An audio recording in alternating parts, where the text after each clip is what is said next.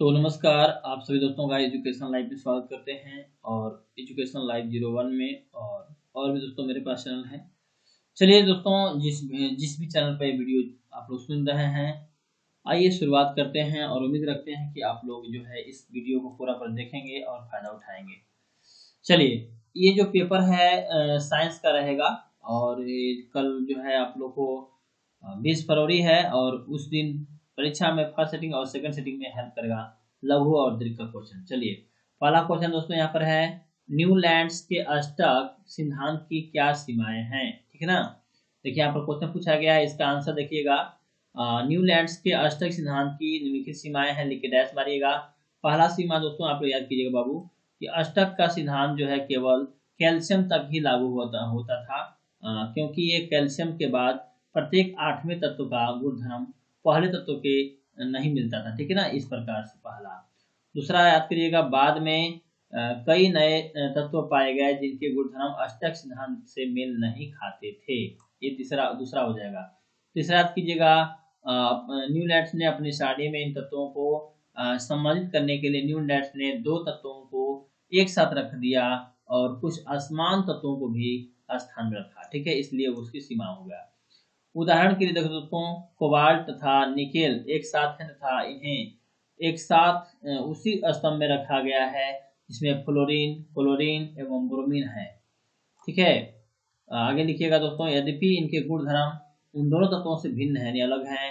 Iron को cobalt एवं nickel से दूर रखा गया है जबकि उनके गुणधर्मों में समानता होती है। ठीक है, इस प्रकार से आप लोग जो है न्यूलैंड्स की बाधाएं याद कर सकते हैं, सीमाओं को याद कर सकते हैं। ठीक है, ये सवाल जो है आप लोग को 3 नंबर का पूछा जाएगा। आगे देखिए, अगला दूसरा सवाल यहाँ पर, तत्वों के आवर्त है ना वर्गीकरण के लिए परमाणु दरम्यान संख्या की अपेक्षा परमाणु संख्या को उत्तर आधार क्यों माना गया है।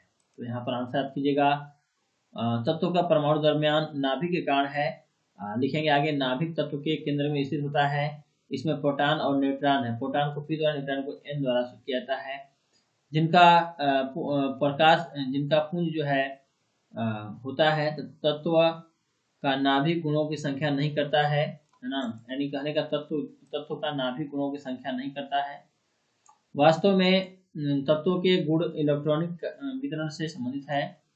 ज्यों-ज्यों परमाणु ना संख्या बदलती है वैसे वैसे इलेक्ट्रॉनिक भी विवरण बदलता है, इसलिए परमाणु तत्वों के वर्गीकरण का उत्तम आधार है। ठीक है, इस प्रकार से आंसर लिखेंगे। उसके बाद अगला सवाल दोस्तों यहाँ पर ध्यान दीजिएगा, तत्वों का वर्गीकरण किस प्रकार किया गया है। आवर्त सारणी में वर्त तथा आवर्त क्या है। देखिए कई प्रकार क्वेश्चन है दोस्तों, लिखेंगे उत्तर मिलकर डैश। तत्वों के गुणधर्म उनके परमाणु क्रमांकों के आवर्त पर होते हैं। जब तत्वों को उनके बढ़ते परमाणु संख्या के आधार पर रखा जाता है तो समान गुण वाले तत्व नियमित अंतर के बाद प्रकट होते हैं। इलेक्ट्रॉनिक विन्यास इसका प्रमुख आधार है। आगे पूछा गया कि आवर्त सारणी में वर्ग तथा आवर्त क्या है। परिभाषा पूछ रहा है। देखिए भैया, वर्ग लिखे डैश दीजिएगा, मोट हेडिंग है ना, काला पेन से लिखेंगे। आवर्त सारणी में उधार्व खड़े कॉलम समूह वर्ग होते हैं, उसे वर्ग कहते हैं। यानी आवर्त सारणी में उधार्व यानी खड़े कॉलम समूह को ही वर्ग कहते हैं। दूसरा है आवर्त किसे कहते हैं बच्चों, लिखेंगे आवर्त का डैश। आवर्त सारणी में 36 कॉलम आवर्त कहलाते हैं। इस प्रकार से इसका आंसर आप लोग बिहार बोर्ड में मार दीजिएगा। ठीक है, चलिए अगला सवाल दोस्तों यहाँ पर देखिए, ये सवाल छपने वाला है कल। चलिए, न्यूलैंड्स के अष्टक नियम को लिखें। देखिए ये सवाल 20 फरवरी को रहेगा, तो यहाँ पर लिखेंगे न्यूलैंड्स के अष्टक नियम लेकर डैश। ठीक है, सन 1866 में अंग्रेजी वैज्ञानिक जॉन न्यूलैंड्स ने 7 तत्वों को एक साथ, ध्यान रखिएगा, 7 तत्वों को एक साथ, आगे देखिए, 7 तत्वों को परमाणु दरम्यान के आरोही क्रम में यानी बढ़ते हुए क्रम में स्थित किया। और आगे देखिए यहाँ पर याद करेंगे, उन्होंने सबसे पहले कम परमाणु दरम्यान वाले तत्वों का जो है कि कम परमाणु दरम्यान वाले तत्व हाइड्रोजन से आरंभ किया तथा 56वें तत्व थोरियम पर इसे समाप्त कर दिया। आगे लिखेंगे दोस्तों, उन्होंने पाया कि प्रत्येक 8वें तत्व का गुणधर्म पहले तत्व के गुणधर्म के समान होता है। जैसे संगीत के स्वर में सा रे गा मा पा धा नी सा, सा आ रहा है फिर से 8वां तत्व। उन्होंने इसकी तुलना संगीत के अष्टक से ही की है, इसलिए इन्हें अष्टक सिद्धांत कहा जाता है। इसे न्यूलैंड का अष्टक सिद्धांत भी कहा जाता है। जैसे सा रे गा मा पा धा नी सा, ऐसे आप लोग याद करेंगे तो बेटर से बेटर हो जाएगा। ठीक है, चलिए शुरुआत करते हैं बच्चों। अगला सवाल यहाँ देखिए, यहाँ पर क्वेश्चन है बाबू, तत्वों के वर्गीकरण में डॉबेरन के क्या आधार थे। यहाँ पर लिखेंगे दोस्तों उत्तर के डैश। डॉबेरन ने समान गुणधर्म वाले तत्वों को समूहों में व्यवस्थित करने का प्रयास किया।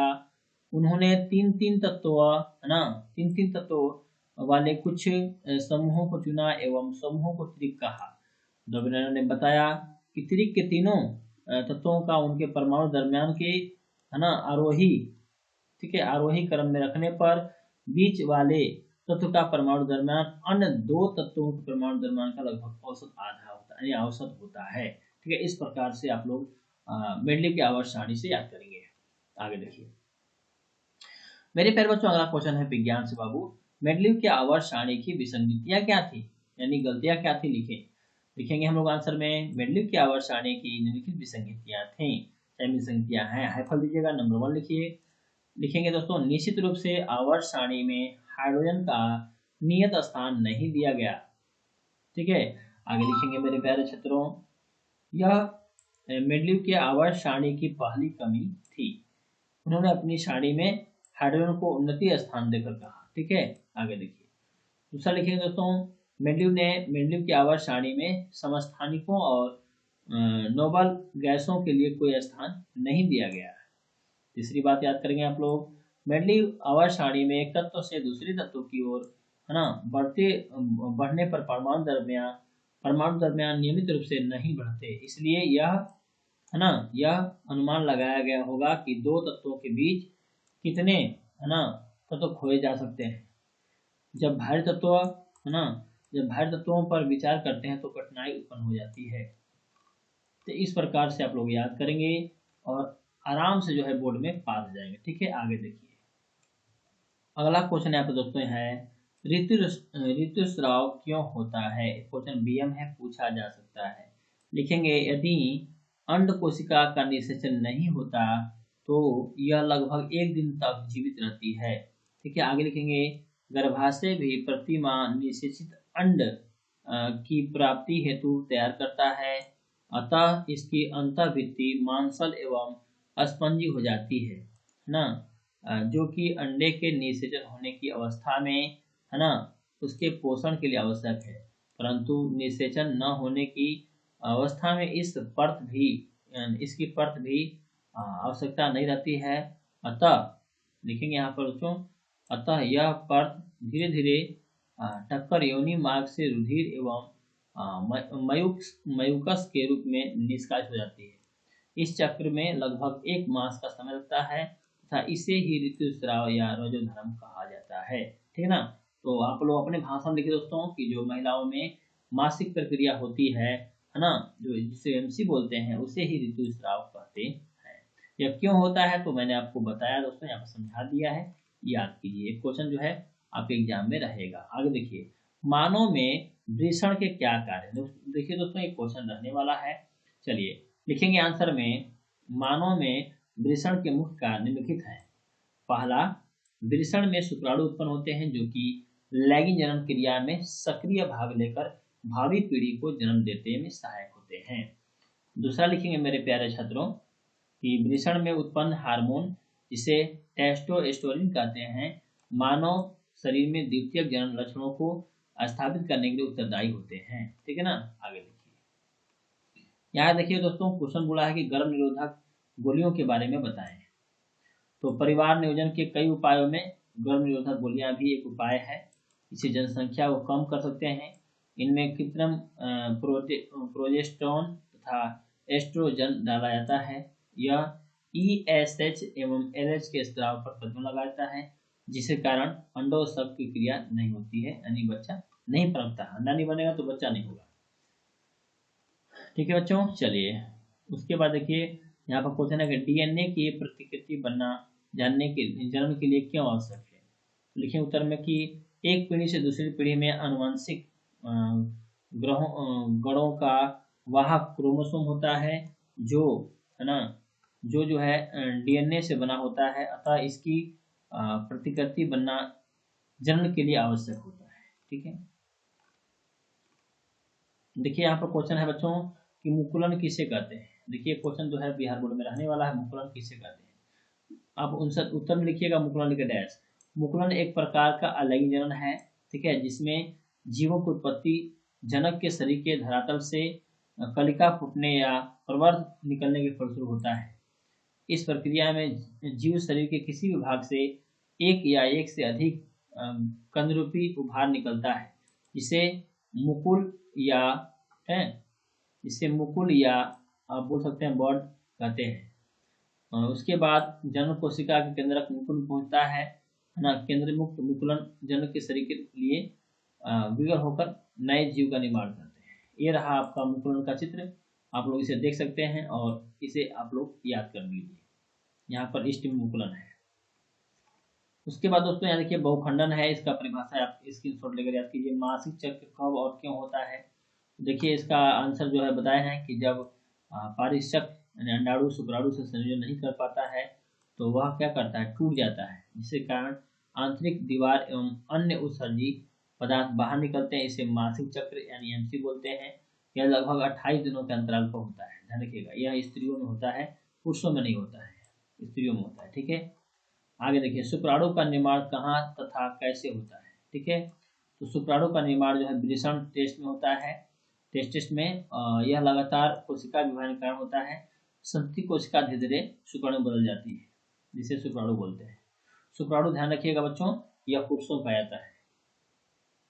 इसका स्क्रीनशॉट लीजिएगा पुष्पी का, ये परीक्षा में पूछेगा। देखिए यहाँ पर है एक प्रारूपी पुष्प के सहायक अंग एवं आवश्यक अंग में क्या भिन्नता है। तो यहाँ पर देखिए, यहाँ पर भिन्नता के बारे में हम बता चुके हैं। ठीक है, आप दे सकते हैं कुछ तरह से, और यही है पुष्पी। यहाँ पर जो है इसको पूछा जा सकता है। ठीक है ना, ये मुकुलन हो गया, हाइड्रा वाला मुकुलन है जो आपकी किताब में दिया हुआ है। ये देखिए अमीबा में द्विखंडन प्रक्रिया का परिभाषा चित्र है, इसको आप लोग ले लीजिए बच्चों। ठीक है ना, ये देखिए चित्र बना के दीजिए। देखिए द्विखंडन और बहुखंडन में अंतर आएगा तो आप लोग रगड़ दीजिएगा। यहाँ पर द्विखंडन लिख दीजिएगा, एक रंग में बहुखंडन लिख दीजिएगा, और यहाँ पर लिखिएगा द्विखंडन की वह विधि जिसमें दो समान संगति निर्माण करते हैं। बहुखंडन लिखिएगा विखंडन की वह विधि जिसमें अनेक समान संगति निर्माण करते हैं। द्विखंडन हमेशा अनुकूल वातावरण होता है, जबकि बहुखंडन प्रतिकूल वातावरण होता है ना। द्विखंडन में जनक जीव का कोई भी मात्रा नष्ट नहीं होता है, जबकि बहुखंडन में जनक का कोशिका द्वारा द्रव्य झिल्ली नष्ट हो जाती है। ठीक है, इस प्रकार से याद करेंगे। ओके, चलिए चलते हैं आगे। चलिए बच्चों अगला क्वेश्चन है, मेडल का प्रथम नियम या पृथक्करण नियम क्या है। ठीक है, इस सवाल पूछेगा दोस्तों। यहाँ पर देखिएगा मेडल का प्रथम नियम या पृथक्करण के डैश। ठीक है, देखेंगे दोस्तों, मेडल ने एक संकर संकरण यानी मटर के पौधे में केवल एक जोड़े विपरीत गुणों की वंशागति का अध्ययन कर यह निष्कर्ष निकाला कि अप्रभावी गुण यानी बौनापन में न तो कोई बदलाव आता है और न ही ऐसा गुण न लुप्त होता है। संकर नस्ल की पीढ़ी में दोनों विपरीत गुण साथ साथ होते हैं, परंतु अगली पीढ़ियों में पृथक यानी अलगाव अर्थात अलग अलग जो है कि हो जाते हैं। यह निष्कर्ष मेडल का प्रथम नियम यानी पृथक्करण नियम कहलाता है। यहाँ पर आप लोग देख सकते हैं इसका चित्र। ठीक है, इसको आप लोग किताब में भी आप लोग पढ़े होंगे। ठीक है, चलिए इसको आप लोग पढ़ ले दोस्तों। मानव लिंग में लिंग निर्धारण अनुवंशिक के आधार पर होता है। समझाएं, देखिए क्या होता है बच्चों की पुरुषों में होता है XY और महिलाओं में होता है XX, यानी मादा में XX, नर में XY। देखिए यहाँ पर समझाना आपको ये है कि इसका जो स्क्रीनशॉट ले लीजिएगा और याद रखिए बच्चों कि जब पुरुष जो है महिला से निषेचन करता है तो यदि X देगा तो लड़की होगी, Y देगा तो लड़का होगा। ध्यान रखिए, चित्र आप लोगों को दिखा चुके हैं। यहाँ पर लिखिए मानव के सभी गुणसूत्र प्रारूप युग्म नहीं होते हैं। मानव में अधिकतर गुणसूत्र माता और पिता के गुणसूत्रों के प्रति होते हैं। इनकी संख्या 22 जोड़ी होती है, परंतु एक युग्म जिसके लिंग गुणसूत्र कहते हैं वह पूर्ण जोड़े में नहीं होते हैं।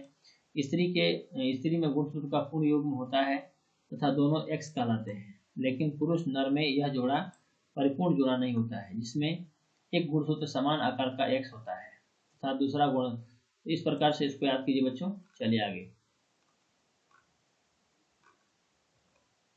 ये सवाल छपने वाला है। मानव में बच्चे का निर्धारण कैसे होता है? कैसे पता करेंगे कि लड़का होगा कि लड़की होगी? दोस्तों यहाँ पे देखिए पूरी तरह से हम समझा चुके हैं। इसका स्क्रीनशॉट लीजिए और याद कीजिए फटाफट। और यहाँ देखिए फिगर भी बना सकते हैं, नीचे फिगर भी हम दे रखे हैं, ठीक है ना। यहाँ देखिए बच्चों, यहाँ पर देखिए समजात व असमजात अंग से क्या समझते हैं। एक बार क्या कीजिएगा, समजात लिख के डैश दीजिएगा, एक बार असमजात लिख के डैश दीजिएगा। और यहाँ पर देखिए जैसे दिखाया गया, देखिए हम बता रहे हैं आपको। ऐसे अंग समजात अंग, यानी कहने का मतलब देखिए समजात भिन्न भिन्न वातावरण में रहने वाले मेडकाली जंतुओं के कुछ ऐसे अंग होते हैं जो संरचना एवं उत्पत्ति के दृष्टिकोण से तो यह समान होते हैं, परंतु अपने वातावरण के अनुसार वे भिन्न कार्य करते हैं, अलग अलग कार्य करते हैं, है ना, करते हैं। ऐसे अंगों को क्या बोलते हैं? समजात। जैसे मान लीजिए मेढक हो गया, ध्यान रखिए समजात अंग उदाहरण देख लीजिए। मेढक, पक्षी, बिल्ली तथा मनुष्य के अग्रपाद, ये सब जो है समजात में पाए जाते हैं, ठीक है ना। परंतु इन कशेरुक प्राणियों के अग्रपाद विभिन्न प्रकार कार्यों का समान कर सकते हैं।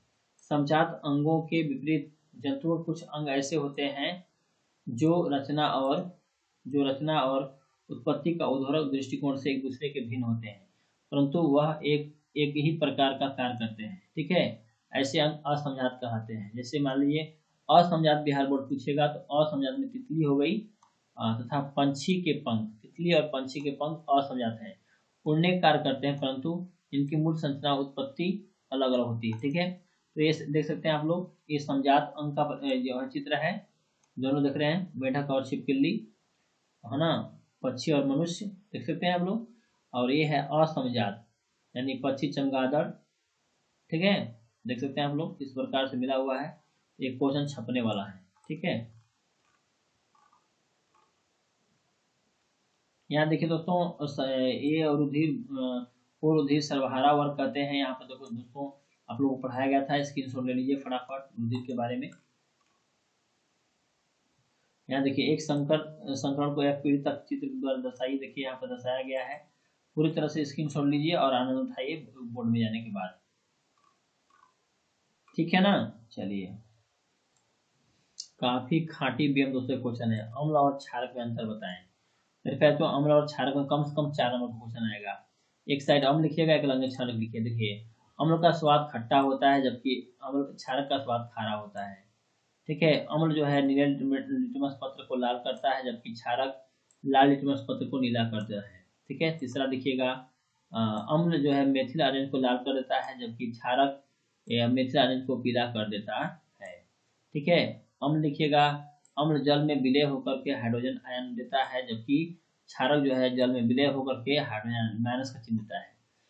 अम्ल जो है अम्ल क्षारक को उदासीन करता है, जबकि क्षारक अम्ल को उदासीन कर देता है, ठीक है। आगे देखिए, अम्ल का जो पीएच मान 7 से कम होता है, जबकि क्षारक का पीएच मान 7 से अधिक होता है। इस प्रकार से इसका आंसर जो है दे दीजिएगा आप लोग एग्जाम में, ठीक है। आइए देखिए अगला सवाल, साधारण नमक उत्पादन कैसे होता है, इसे रासायनिक उद्योग का कच्चा माल क्यों कहते हैं? तो दोस्तों हाइड्रोक्लोरिक अम्ल और सोडियम हाइड्रोक्साइड के विलय आपस में मिल जाते हैं, तब जाके बनता है साधारण नमक। जैसे NaOH प्लस HCl बनेगा आपका लवण और H2O यानी जल बनेगा, ठीक है। देखिए परिभाषा यदि दे देते हैं तो आप लोग को रासायनिक एग्जाम्पल भी देना है बोर्ड में, ध्यान रखिएगा। अब इससे उद्योग का कच्चा माल क्यों करते हैं, तो देखिए अब लिखेंगे दोस्तों, यह लवणीय उदासीन है इसीलिए, ठीक है। आगे देखिए, धोवन सोडे का निर्माण कैसे करते हैं, इसके 3 उपयोग लिखे। देखिए कितना अच्छा सवाल पूछा गया है। लिखेंगे दोस्तों, बेकिंग सोडा को गर्म करने पर सोडियम कार्बोनेट यानी धोवन सोडा का निर्माण होता है।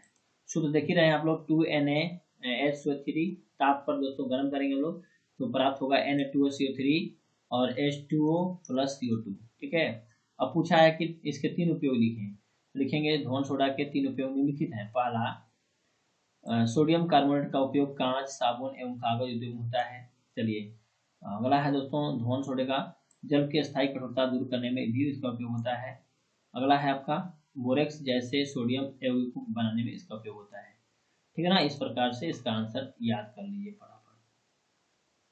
ये देखिए बच्चों, प्लास्टर ऑफ पेरिस का निर्माण विधि उपयोग लिखें।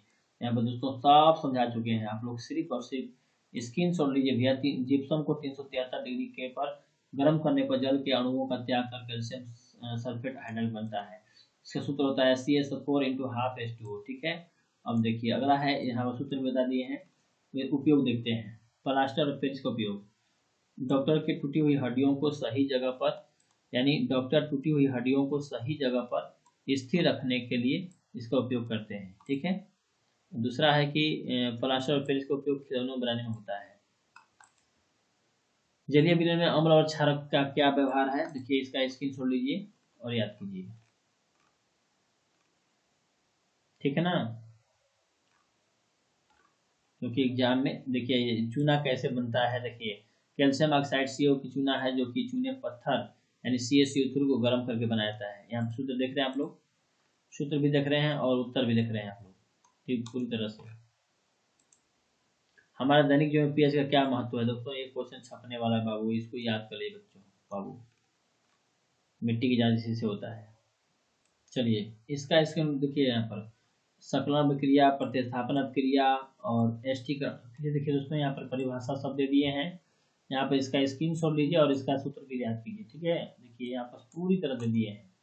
अब देखिए यहाँ पर देखिए द्विविस्थापन क्रिया किसे कहते हैं, यहाँ पर देखिए सब कुछ दे दिया दोस्तों, स्क्रीनशॉट लीजिए और याद कीजिए।